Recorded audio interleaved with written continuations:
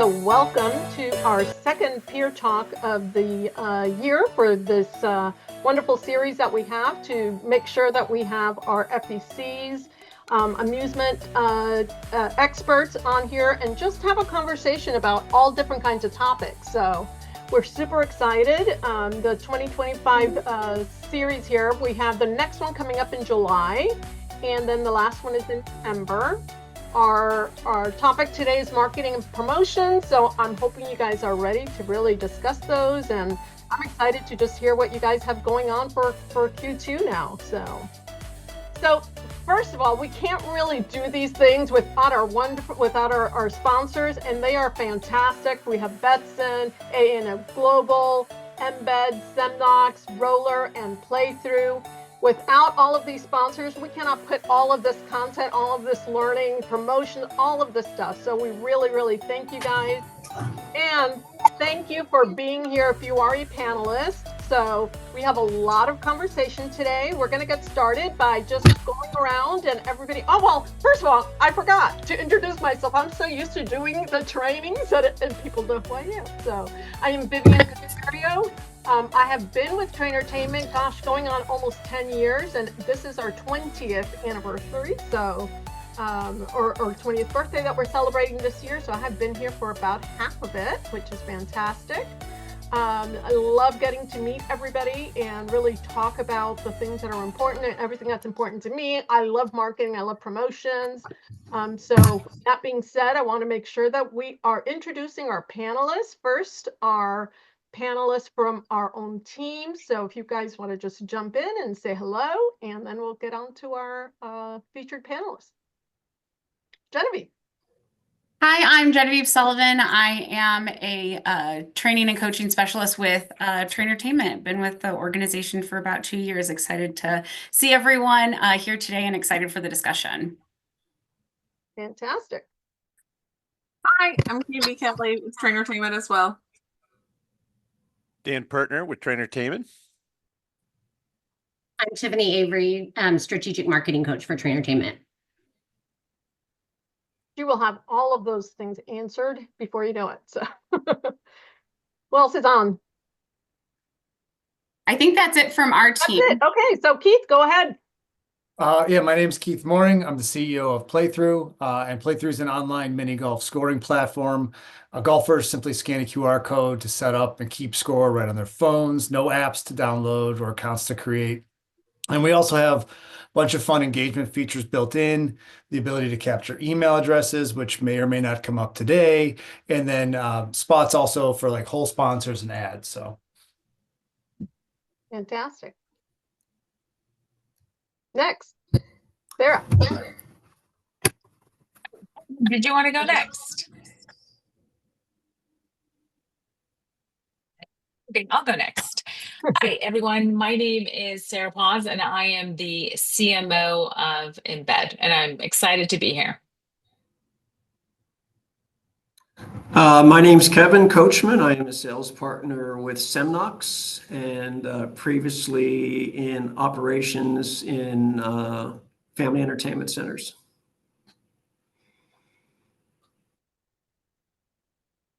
Sorry, I joined late. I don't know Hey, Elise. Hi, I'm Elise Sklover. I'm the head of events for Roller, and we are a venue management platform.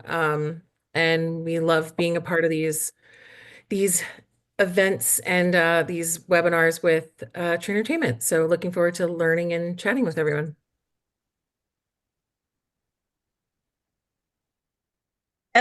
This is Keitha with A&A Global, and we are a provider of redemption merchandise and crane merchandise. And I have been in the industry a little over 25 plus years, and just happy to be here on behalf of A&A and have the discussion today. Hey, Keitha. Well, some of my new besties are on this panel. I'm so excited. I said that this is the party to be at, so they're here. That's right. Christian. Should I hop in? My name's Christian. I'm with Betson. We're a arcade game and vending machine, photo booth, all kinds of things distributor. So here to help with any questions regarding that. Fantastic. Are we missing anybody? I think we've got everybody now. Fantastic. Well, let's go ahead and get started. So one of the big things that we just finished Q1. Hopefully everybody finished strong. Our clients did. They had a great first quarter. And I want to check and see what key marketing strategies should FECs be focusing on in Q2 to maximize that engagement from their visitors. Do you guys have any thoughts on that? Well, I certainly do. So you know what? I'll go up first.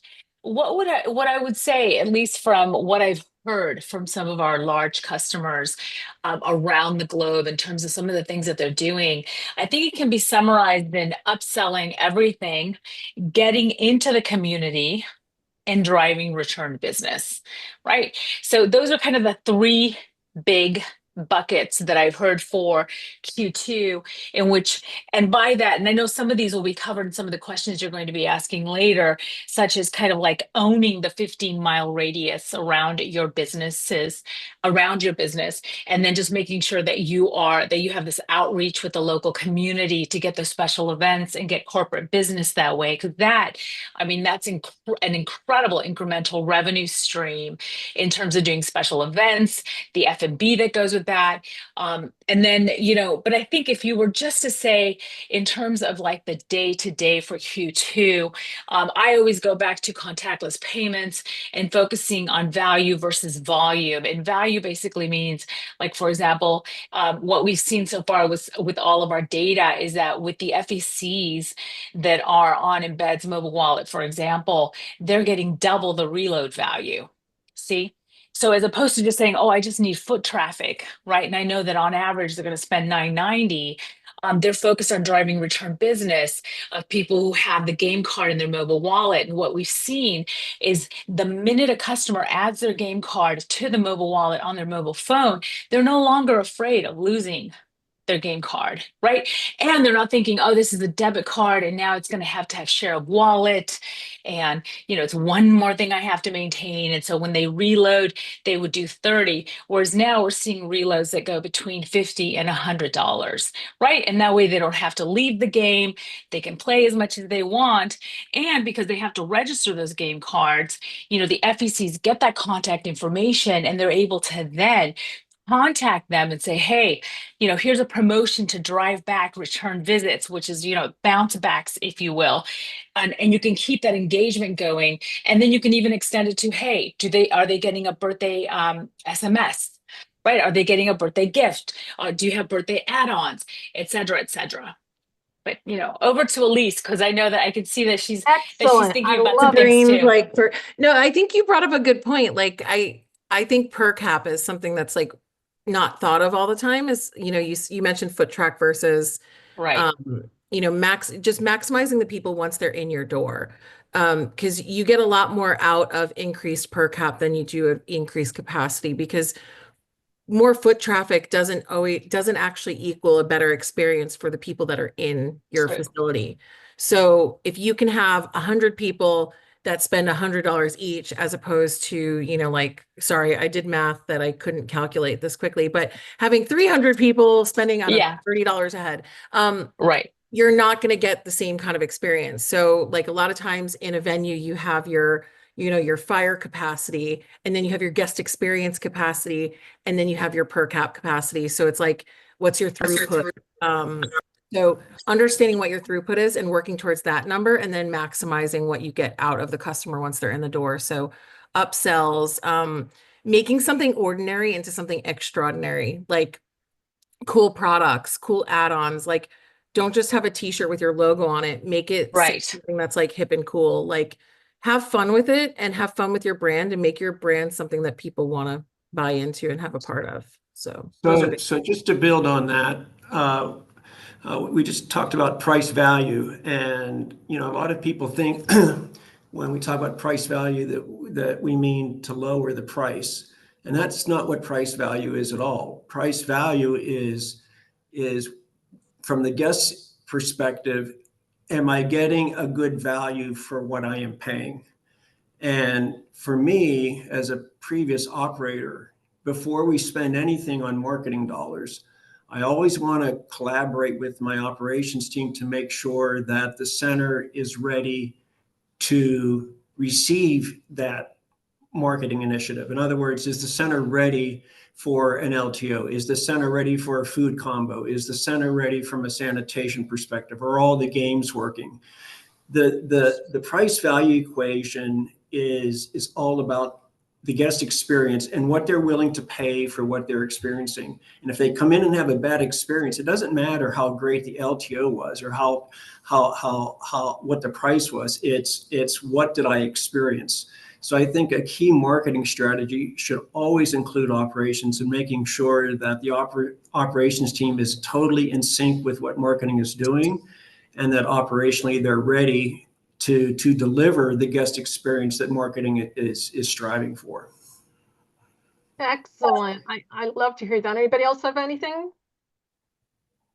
Yeah, to Yeah, go change ahead, the Christian. conversation slightly, when I was thinking specifically about Q2, I was thinking about, what's most relevant for my customers in terms of trying to maximize visitor engagement. What are they going to be most, excited by, or what are they thinking about currently in Q2? And so Q2, is April, May, June, right? We're leaving spring break season. We're headed into, graduation, season and May and June. So how do you tie your marketing and what your center is doing to things like sports teams and soccer, baseball, these sports that are going on and then are going to be having end of the year events? How do you tie that into graduation parties or kicking off the summer kind of events? It can be both specific campaigns or just kind of recognizing that this is what people are searching for or going to be searching for, is how do I entertain my kids over the summer? And so starting to plant these seeds in their minds, and then figuring out ways to market specifically to the schools, to the parents, in regards to these different kinds of events, can help bring in not just one or two people at a time, but large groups at a time, which can increase your overall spend. Christian, that's a great point. I always encourage my clients to get in with like the public information officer for every school district, especially right before school's out. So you can share flyers and things like that and really get in front of all of the students' parents. Another thing we've had people do is if you went to the baseball game, at the local high school or whatever, if you get like a ticket and bring that in, you can, maybe do that for a free soda or, a free $5, game card. And, that way you're drawing them in, giving them a little something, and then, kind of tying yourself to the community and the public in a way that is still profitable for you. I think another good thing to kind of layer on top of that is kind of the reciprocal marketing, where they're helping you promote, people drive you to there, but then you also reciprocate, build relationships that way. So you're promoting the different events going on. You're promoting other businesses that aren't necessarily competitive, just building that mutual goodwill, which goes a long way when kind of getting that word of mouth stuff out there. Yeah, Keith. Hosting Chamber of Commerce events is sometimes very effective, because now you're developing B2B relationships, and those people also have families. So I think getting involved with your local chamber could have a high impact. I always also encourage community engagement, because I think it starts there, but it also goes a little bit deeper than that. Anytime you're known for doing really well in your community, or you're participating in the school functions and things like that, I feel like the community rallies more behind you to support you, because you are a local business that supports them. Oh, absolutely. And it keeps your brand top of mind as well. In fact, some of our largest customers that we've seen so far in the United States, as well as across Europe and Asia, literally will say that part of their strategy is to own between 10 or 15-mile radius around their business. Communities, businesses, and the marketing that they do to them is basically saying, hey, listen, do you want to do your fundraisers right at our location? Do you want to do your board meetings as well? And again, just trying to, it is about corporate outreach and community outreach, if you will. And in fact, I have a metric here, about 20%, our largest customer in America, 20% of their revenue comes from special events and community outreach. Yeah, I was just going to mention that. But right before you said that, I'm like, remember that 15-mile radius is really key to every business. If you guys have not jumped in before and seen our Google Maps presentation, I was actually just doing it this morning for our client. Just really open that up. Take a look what's around your center, because it's really, really important for you to not only just drive around, but have that map as a guide to be able to see places that you maybe wouldn't have even known about by driving. There's no way that you could get into buildings and things like that, but you can take a look at it from a satellite view on Google Maps, see what's there, really own that. And that community involvement Mhm. with the schools is really, really key. And it goes beyond the schools. There's Mhm. Boy Scouts and Girl Scouts. There's, Yeah, That's right. service local clubs, organizations, churches. Yeah. sports teams, you name it. Just look Or and see what's, and each community is a little different, right? Yeah. That's So right. you have to really check and see what is in your community. You may have a community that maybe doesn't have a lot in that area of schools and the younger, but you may have other things, you may have more factories in that town, or like look and see. Also go online, do searches on Facebook. Are there mom groups? Are there, play groups on there that you can really encourage that and build out that community a little bit more? Yeah, and Go oh, ahead. sorry. Go ahead.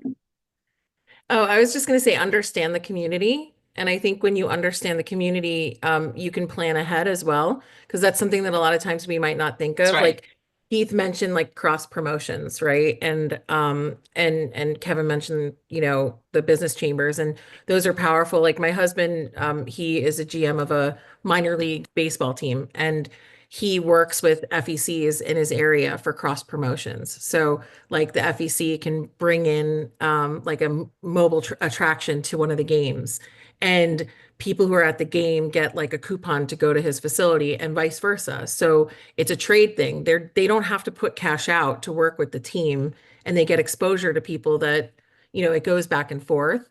And that connection was made maybe by his naggy wife, but also made by, being a part of business chambers and getting to know each other and understanding how they can maximize each other's businesses as well. So That's right. We have one note, so just some from the chat, everyone. I'm going to be the person putting in to talk about the chat. So from the chat, Christy talked about partnering with the local Kiwanis, and that also goes for your Rotary clubs, which can be very similar. They do a lot of give backs in the school, and that's a lot of community service, fundraising, coordination along with your chamber. So looking at your local Kiwanis, and I threw in Rotary clubs. Can help you get into the schools, because one tip for everyone is that you can't just walk into any school and automatically be a partner for them and do fundraising for them. Then every That's right. school district has a process that you have to go through to become an approved fundraiser, vendor, or partner. And I live in Georgia, in the state of Georgia. You go to the Department of Education, you fill out an application, you say what you're willing to do for the school, and then what the school could do with you, and then they approve you or not. And the thing about it here is that the secretary, that first person, that administrative assistant at the office, is not going to tell you whether you're on that list or not when you go to drop off something or try to talk to someone. They're going to take whatever you're trying to drop off. They're going to check the list and be like, oh, they're not on it. And if it's flyers, cards, or anything, it goes in the trash. And they never even tell you most of the time because you're not on the approved vendor list. And they need, knowing. Go yeah, ahead. and they need that information early. You can't go Yes. in 2 or 3 months before. They plan these things out, a year in advance sometimes. When I was with Main Event, we had a location down in McAllen, Texas, and during the week they always had buses and buses and buses of kids coming in. So I don't know what kind of relationship that GM developed with the school district, but he had a huge weekday business, which Monday through Thursday business is sometimes tough to get. But if you can fill your weekday day parts with senior citizens or schools or churches, anything that can drive traffic during those slower day parts can make a huge difference. Yes, Becky in the chat absolutely. agrees with you. Oh, sorry. She said they're getting a lot of business with 55 plus active adult communities. Excellent. So clearly, scaling events is a way to unlock that next pocket of growth. Can we go back to the radius thing? Because I want to point out that in some areas, a 15-mile radius might take 45 minutes, like Los Angeles. You know what I mean? So sometimes, if depending on the budget, I might recommend pinpointing that a little bit closer for like geofencing and geotargeting, retargeting, and things like that. Just because I don't want them to waste their dollars, because to reach like a 15-mile radius in Los Angeles would be a huge amount of money. Whereas a 15-mile radius, like here in DFW or in Georgia, Candy, where you live, would get you a huge reach. You know what I mean? So it really depends on the business as well. I have an amusement park and we do a 1 hour radius. So we do it in terms of time to travel there rather than miles. And we get that information usually from Placer AI. I love using Placer AI. It gets you a lot of information. If you guys haven't tried it, just go on there and there's a lot of information, a lot of data. And Esri, I love Esri for. Which that's my next question. What tools can they use for that strategy? Before we move on, Keitha has her hand raised. Yeah, I was just about to say we haven't heard from Keitha, and Keitha is also Keitha's one of my new besties. Keitha was being nice and used her emoji. Just be polite. Try to follow the rules sometimes. So we were having a meeting, our sales meeting this morning, and it's just been mentioned just a couple of times just in the last few seconds that and I love the comment about, like, especially here in DFW, which is where I am as well, you know, the 15-mile radius. I mean, so my point is Gemini, I guess, with Google allows, it will, if you go in and type things in, it will show you locations, because I mean, there are locations in my area over in 20 minutes from me that I had no idea that existed until this last week. So it's just a good way to use AI, whatever format you want to use or whatever it is. It's just a good way to go in, so you're just not driving, number one, aimlessly, and number two, you actually know who your competition is, and it may be beyond the 15 miles out. It may be the 40 or 50, and here in Dallas, most things are, you know, 30 minutes out, even though you know, we have some concentration with certain communities. Anyway, I just wanted to pop in on the AI, and we're discussing it even as, you know, as a company and how we utilize it. So I have that's all I have for the moment. Yeah, I have a client that is using Placer AI. I don't know if you've heard of Placer, but what this data provided this client was they were able to identify how many of the guests in the center were dining or not dining in their center. But then on top of that, they were able to identify where the guests were going to dinner before they arrived and where they went to dinner after they arrived. This is all data available through AI now. So AI is such a game changer, and there's just so many different AI sites right now. It's hard to kind of weed through all of the noise, but there is some critical data that you can get to find out exactly how people are spending their money before, during, and after they visit your site. Yep, absolutely. We had just mentioned that, but it is an excellent site. It does use your phone's tracking data. That's why they're tracking us at all times. I'm sure I'm going to be getting a bunch of Placer ads on my cell phone now. So they're listening, they're tracking you wherever you go.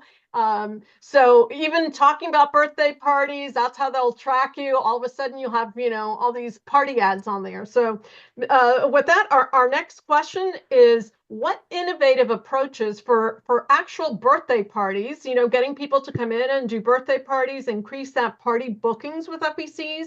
What are you seeing within, you know, your other FECs, or what kind of innovative things are people doing?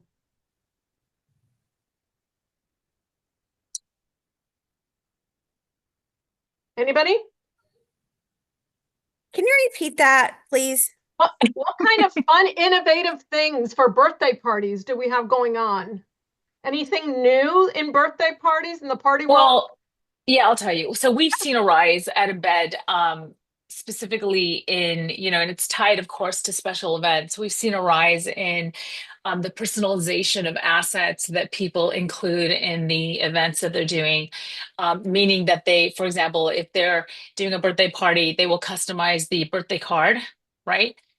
To design, basically to a specific design that is along the theme of what that birthday party is. And then they put their child's name on it, or they put the person's name on it. In some cases, we've even gotten, special order for proms and whatnot. And we've seen a rise as well. Again, it's all tied to engagement as well, right? Where I was mentioned before, like the B-Day SMS, the SMS in advance saying, hey, your birthday's coming up, come in, we have a gift for you, et cetera, et cetera.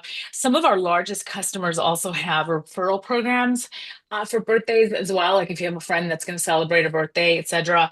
And I think that one of our very large customer refers to it as creating traditions, right? The tradition of returning, the tradition of celebrating this here. And they even have, some theme nights, right? Linked to celebrations, right? And it could be like Friday Night Lights, date night, Monday Madness.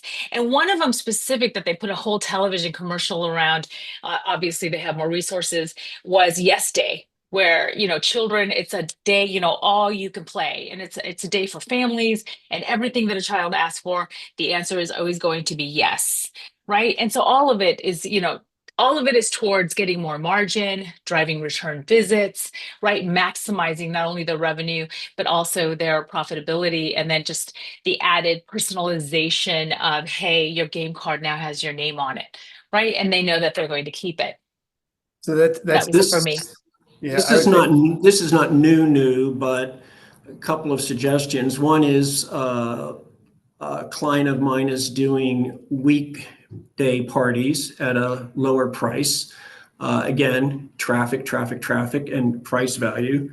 But also, I would take a look at your website and make sure that go book a birthday party on your own website and just see how easy it is, how seamless is it, because if you can look at the drop-off rate and see how many people are trying to book a birthday party, but they don't complete the transaction. Again, this is not new news, but sometimes it's back to the basics and making sure that guests are able to book a birthday party without going through too much pain and dropping off out of frustration or having to call the center. People want to be able to book a birthday party without interacting with anybody. Seems counterintuitive, but that's where we are with technology nowadays. So Yeah, I that's just a lot of fun. Go ahead, Keith.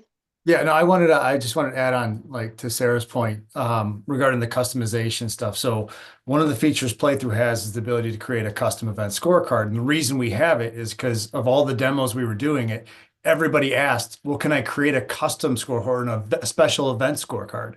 So like with the ability to like change the logo, change the colors, change the background images. And now like every time I do one of these demos, I pitch that, he's like, oh, great, I was going to ask about that. It's definitely something that a lot of people are taking notice of and doing more and more of.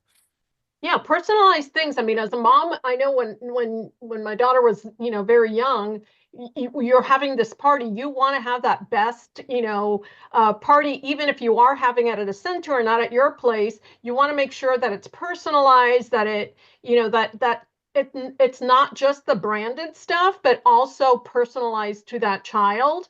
And this was years ago, and we used to do I used to create the banners, and have them printed at Walgreens in 1 hour. We had a Walgreens right down the street from us. Send somebody to go pick it up, and those moms would be so excited because their kid's name was on a banner. Sometimes even with pictures, if they would send them pictures. So I really think that doing those personalized touches, people really do look forward to taking the birthday parties and making them not seamless and very personalized. And I think that Candy also was talking about groups as well. What were you saying, Candy?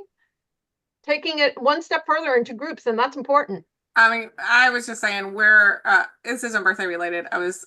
I'm a few minutes behind because I have a client who Young Professionals Mixer. They put them in, they partner with the chamber, and now they're the host of the Young Professionals Mixer, which is a lot of times she's like, it's actually a double whammy. We get weekday business.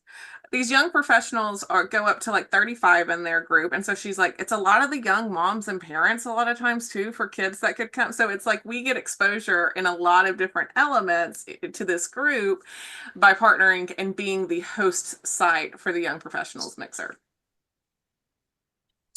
Excellent. Genevieve, I think somebody had, was it Stephanie? She had a little note on there as well. I didn't pull it up. She also mentioned the Young Professionals Group hosting their Okay. holiday events and now annually. So adding on to what Candy was just talking about.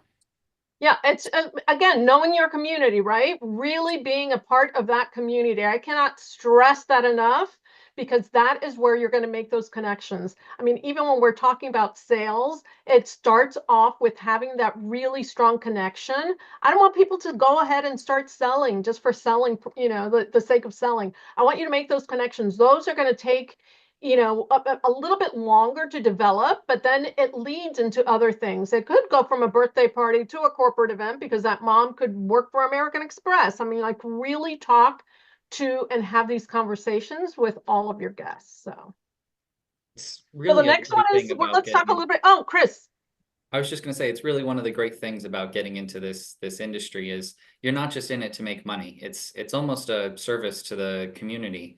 And someone earlier brought up, you know, you talking to people who are, you know, 55 plus, and I think that's a really great idea. We focus so much on kids and stuff, but people in you know, retirement communities and these kinds of places often are going on the equivalent of field trips where they're looking for ways to you know, entertain their, you know, their residents there. And so having places like this to go is you know, something that you can provide that's both making you money and providing a service to these people who don't want to be just, you know, kept in their rooms all day. And another kind of similar idea to that is with people who have like special needs, you know, kids and even, you know, to adults to an extent, they often are, you know, kind of sheltered or sequestered or kept alone, or if they're, you know, interacting with people, they're interacting with people who have the same kind of, you know, special needs and going to some sort of center or something. But having your center be a place where they can go and you know, have fun and you know, get, you know, socialization and interact with your, you know, if you've trained them appropriately, and interact with your staff, it's both a way to make money and provide a service to the community. And that helps, you know, kind of word get out when, you know, someone saw that you took care of, you know, their little brother with, you know, autism or whatever.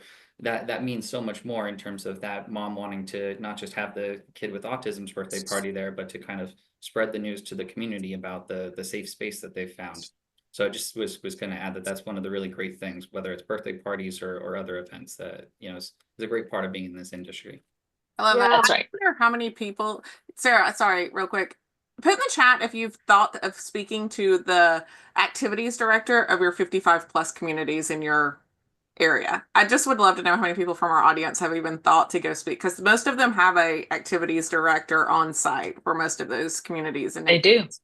So sorry, Sarah, go Absolutely. ahead. I have a friend of mine locally here that is what she does. She is the activities director for this very high end, you know, community of 55 and over. So there are those that's their job. They're there to support their community. So they're looking for fun things to do. The other thing as well is, Hold on, Vivian, I jumped in front of Sarah and I didn't mean to. Go yeah, ahead. no, Oh, that's I was okay. going to tell Sarah now. Candy, it's Look okay. at As you her. can I see, I have know. my mug. Thank you very much. I'm cool. Look at you The only guys. Elise The- too. See, I'm representing. I'm representing. No, the only thing I was going to say was that I agree 100% with what Chris was saying. That was it. Good point, Chris. On another note about the birthday specifically, there is something called Birthday University, not to pivot people away from, you know, Trainertainment at all. That's not what I'm doing. But if you did want to learn specifically about, you know, some tactics, you know, you can train your staff on with regards to Birthday University, they talk about things like, you know, teaching your you know, people who run the birthday parties how to, you know, do little magic tricks to entertain the, you know, the guests, or having them, you know, draw on white t-shirts and you know, using that as a way to kind of fill the time while they're getting the food ready or whatever. And that's both a way to, you know, entertain the kids and the parents, and something that they can take home, and a way to kind of advertise and remember your place. So Yeah. if you're wanting to learn a little more about birthdays specifically, Birthday University might be something worth checking out. Yeah, I just attended that last week in Chicago, actually. Are you talking about Frank Price's Birthday University? Yeah, That's the one. yeah, highly recommended. So we have a chat question. Oh, sorry, Candy, I didn't mean to step over you. That's what I saw it come through. I saw a Oh, okay, couple we were on the of same so I was like, page. wait a minute, we have chats. Yeah, we have a chat question. All right. Question from John. Have you had success with guests donating prizes for charity, fundraiser, giveaways, or to hospitals as part of? Yeah, I mean, I'll jump in on that. A lot of times it's a community thing, and I think that's like a really strong way to give back in the community. A lot of times you don't have strong redemption rates on those even, but it still has your name in the community as a part of an auction, as a part of goodwill. The employees of that location, of that charity or hospital will do that. And they're also going to have events. Like there are a lot of charities that are trying to throw uplifting events because the content of what they do might be heavy. So having an event at an FEC or something, it's also a great opportunity. So it feels good for you. It's a potential write-off if that's, it's just 2 days after tax day. So it's a potential write-off. It's, so many different things. And it's not a heavy lift for you because other than maybe like a t-shirt or a couple of mugs or some sort of giveaway, if you give it with the gift certificate, you're potentially giving away an intangible good. So it's not really a hard cost for you overall. Absolutely. We had also a lot of those partnerships with volunteering with these organizations, taking your staff out there. We had a huge press one time because we took our staff to Miami Children's Hospital, the cancer ward. We had collected all these gifts, and we personally went floor to floor and taking them. I don't know how they let us because it was through an organization, so they did allow people to go in and do that. And it was so rewarding for our team members, these young team members that may not have ever seen like these children that are really struggling. But it not only became part of us giving back, we were interviewed, on 3 different networks. I mean, like those kind of things, Tiffany, right? Like those are the kind of things that just naturally happen when you're doing good for your community. And There's an organization called Snowball Express that helps families who have lost a mother or father in the service. And American Airlines is very involved with them, but we've done events with Snowball Express. There's veteran groups, Tunnels to Tower. There's all kind of organizations like that would love to have an event at your site. It could be a fundraising thing, but I think those types of organizations need help, and I think it helps you get more embedded with the community as well. And I talk with sorry, Tiffany. I used to be on the board, the marketing chair actually for United Way of Central New Mexico, and there are so many organizations that support kids even who've lost parents, just not even just in the military and locally. So I think another tip I would say is when you are donating, you want to have that delicate balance of maybe saying like, I want to donate to companies that have that 501c3 credential, just because you don't want to be giving away the farm. And I would also add to that, I worked in nonprofit for a long time too. And I when I talk to my clients about this, it also is find the one that really you connect with. I think a lot of organizations are then going to start, like once they hear that you're giving away for silent auction, you're going to get a lot of phone calls, and that's fine. But knowing, okay, what is the stuff that we know that we can set aside for, the T-ball team that is like raising money for uniforms, and what are really our areas of focus that we want to that we really connect with. So this is not a client, this is just my friend's company. Their I always think they always say they donate to LGBTQ, they donate to the fine arts, and they donate to animal rescue. So they always say that they donate to the strays, the plays, and the gays. And that is their like motto for what funding is going to. So thinking about it in that way, because that also helps your team.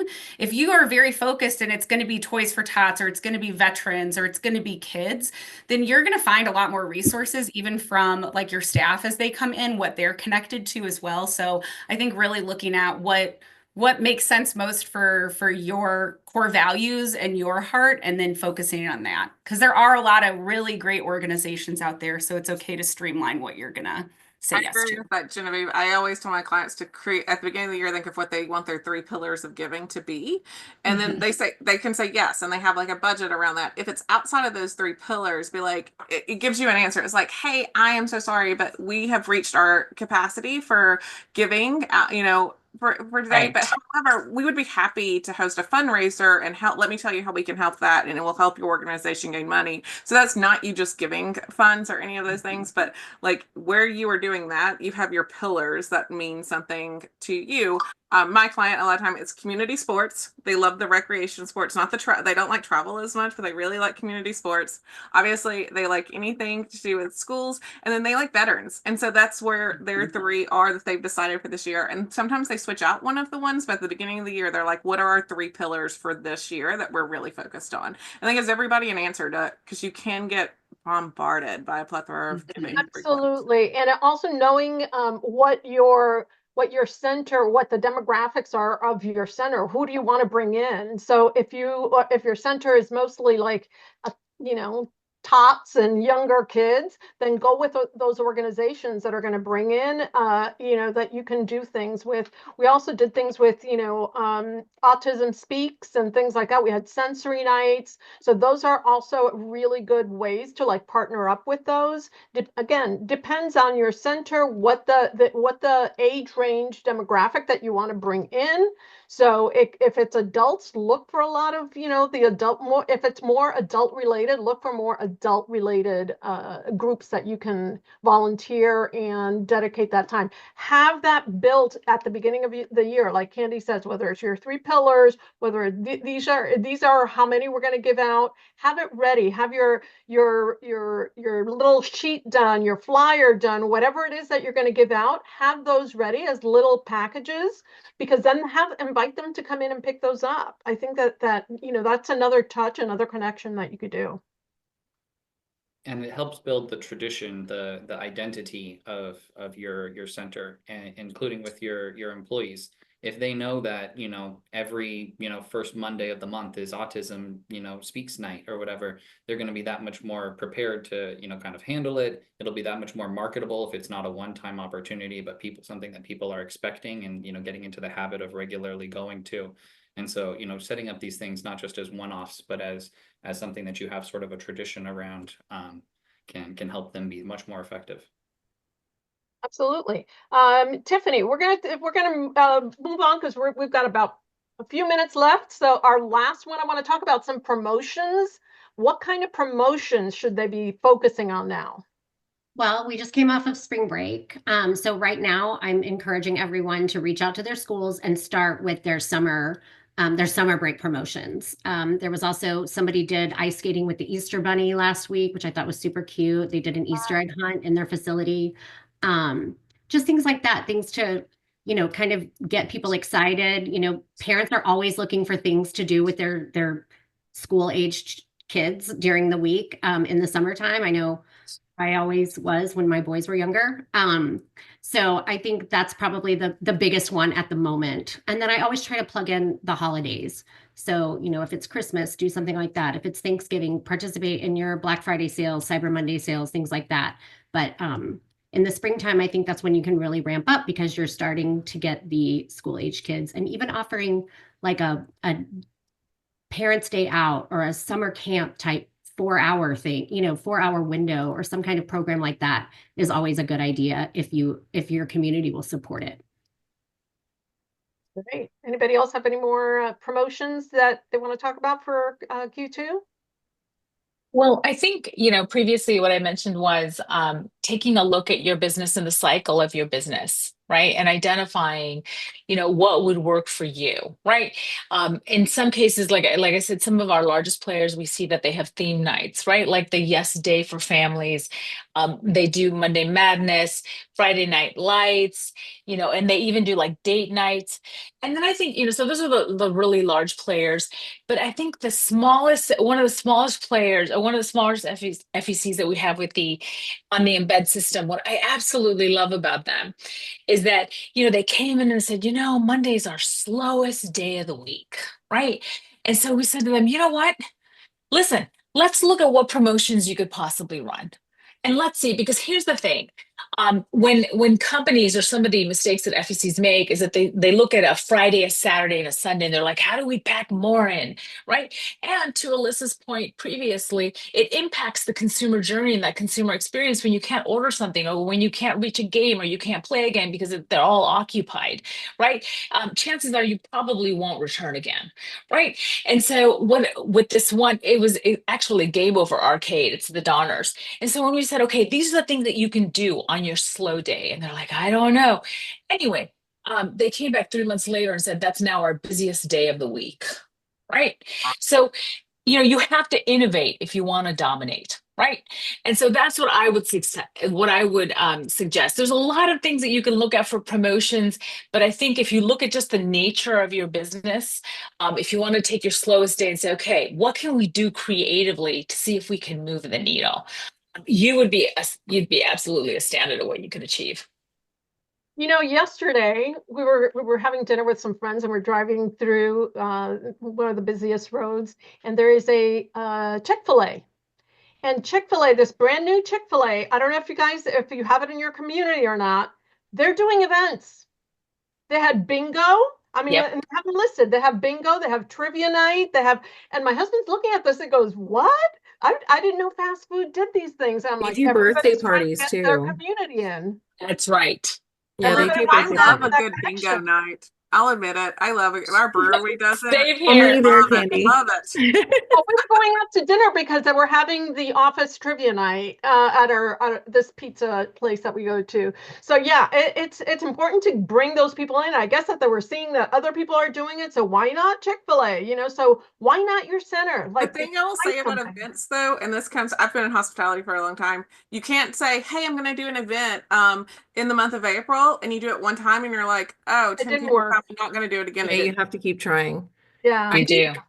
And the other thing you do stand with events is make sure that they're not long, because if you have a trivia experience that lasts like 2, 3 hours, a lot of times those people are going to order one round of drinks. They're going to only have one food item. So not that you don't want them there, it's still people there. But I think bounce back offers are one of my most favorite things. Yes. And if you do high volume of birthday parties, you can make every goodie bag can include a bounce back offer. There's no reason it can't. Every parent that's there to bring a kid a bounce back offer. Hey, you had fun at your friend's birthday party, come back. Whether it's a coupon for their birthday party when it's time, or a coupon to just bring your family back. So that's a captive audience that you had to do zero work to get. Like That's you right. worked to get the party parent and you got them, and then everyone they invite, that's their job. So I think bounce back offers are such a simple thing.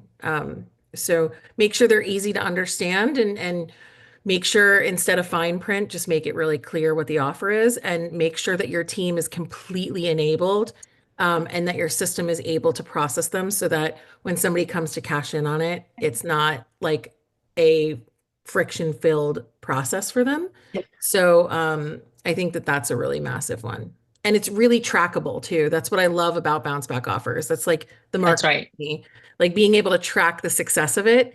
And you could even code it enough to know like maybe even which birthday party it comes from if you wanted to go that deep. That's Mhm. right. Excellent point, Elise.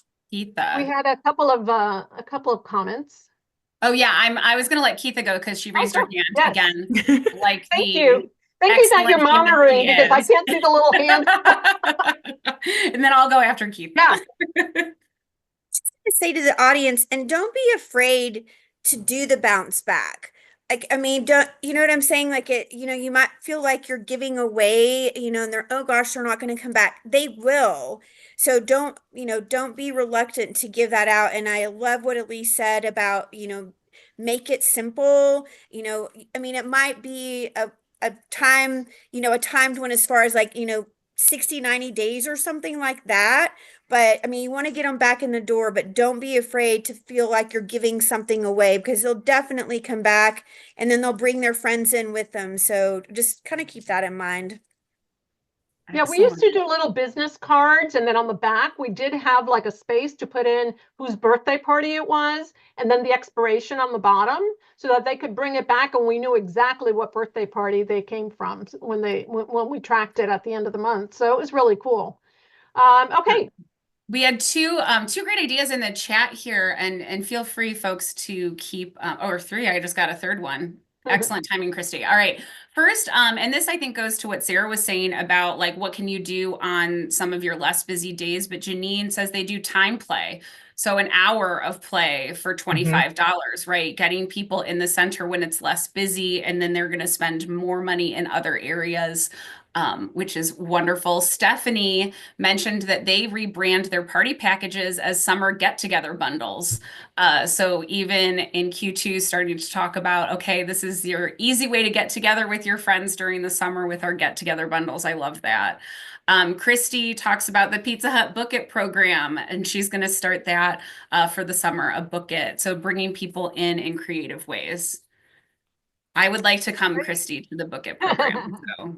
Well, I also Yes. wanted to give a shout out to Stephanie over at Premiere, because these people are making so much fun of all of their little events. They keep hosting them.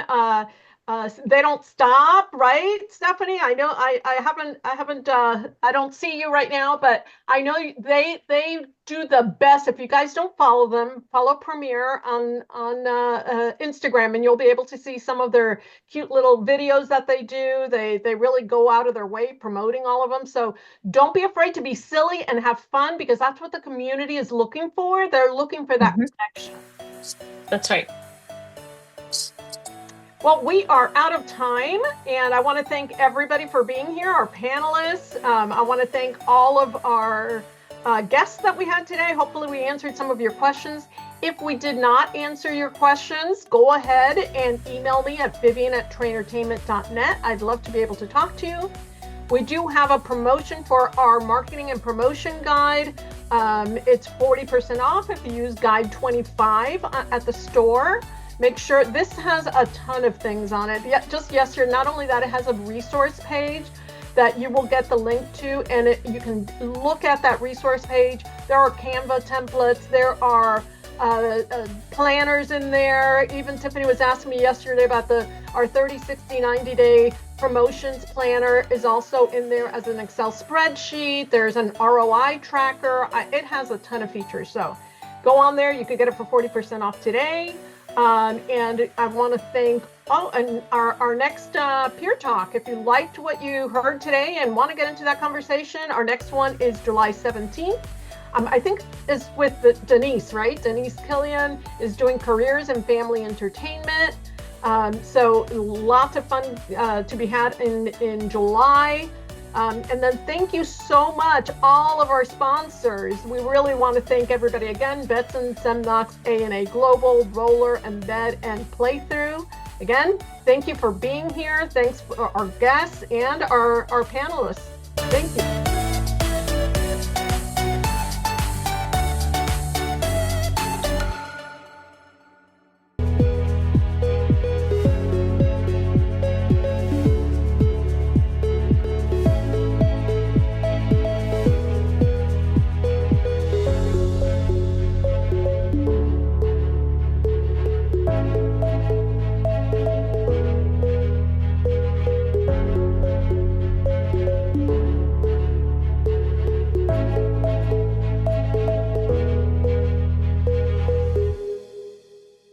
Playthrough is an online scoring system for mini golf courses.